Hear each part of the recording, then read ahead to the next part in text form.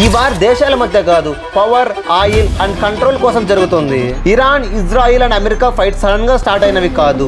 World war 2 అయిన తర్వాత world power Britain నుంచి అమెరికాకి షిఫ్ట్ అయింది. అప్పుడు మిడిల్ ఈస్ట్ లో ఉన్న చాలా countries, Kuwait, UAE, Iraq, Saudi Arabia America security system లో పార్ట్ అయ్యాయి. ఇక డీల్ సింపుల్, అమెరికా సెక్యూరిటీ ఇస్తుంది, బదులుగా యుఎస్ కంపెనీస్ ఆ కంట్రీస్ యొక్క ఆయిల్ రిసోర్సెస్ ని యూజ్ చేసుకుంటారు. కానీ ఇరాన్ డిఫరెంట్ పాత్ చూస్ చేసుకుంది. 1979లో ఇస్లామిక్ రెవల్యూషన్ తర్వాత ఖమేనీ పవర్ లోకి వచ్చాడు. ఆయన క్లియర్ గా చెప్పారు, ఇరాన్ రిసోర్సెస్ ని ఏ ఫారిన్ పవర్స్ కంట్రోల్ చేయకూడదు అని. సో ఇది అమెరికాకి నచ్చలేదు. Iran military and nuclear programs ని డెవలప్ చేయడం స్టార్ట్ చేసింది. Iran nuclear program only peace purpose కోసమే అని చెప్పింది. మిడిల్ ఈస్ట్ లో న్యూక్లియర్ వెపన్స్ ఆల్రెడీ ఉన్న ఒకే కంట్రీ ఇజ్రాయెల్. ఇజ్రాయెల్ కి తన నేబర్ కంట్రీ న్యూక్లియర్ పవర్ అవ్వడం ఇష్టం లేదు. ఎందుకంటే గల్ఫ్ రీజియన్ లో న్యూక్లియర్ బ్యాలెన్స్ మెయింటైన్ చేయడం ఇజ్రాయెల్ కి చాలా ఇంపార్టెంట్. ఇరాన్ న్యూక్లియర్ పవర్ అయితే ఆ బ్యాలెన్స్ కంప్లీట్ గా బ్రేక్ అవుతుందని. ఇరాన్ న్యూక్లియర్ పవర్ అవుతుందా? మీ ఒపీనియన్ కామెంట్ లో చెప్పండి. ఇలాంటి మోర్ ఇన్ఫర్మేటివ్ వీడియోస్ కోసం సబ్స్క్రైబ్ టు సుందర్ డైరీస్.